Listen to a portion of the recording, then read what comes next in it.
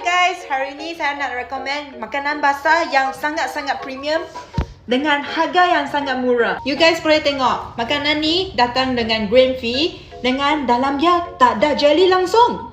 Satu tin macam tu 400 gram. Tak mau kasih you punya kucing makan lagi makanan yang mengandungi jelly. Kena makan macam tu punya, penuh dengan isi. Kalau you punya kucing terlalu kurus, mesti bagi kasih dia makan makanan yang protein tinggi, baru dia tidak akan jadi kurus-kurus. Makanan yang ni harga biasa dah RM5, tapi sekarang kami ada buat promosi. Cepat tekan beg kuning, tengok you dapat harga berapa.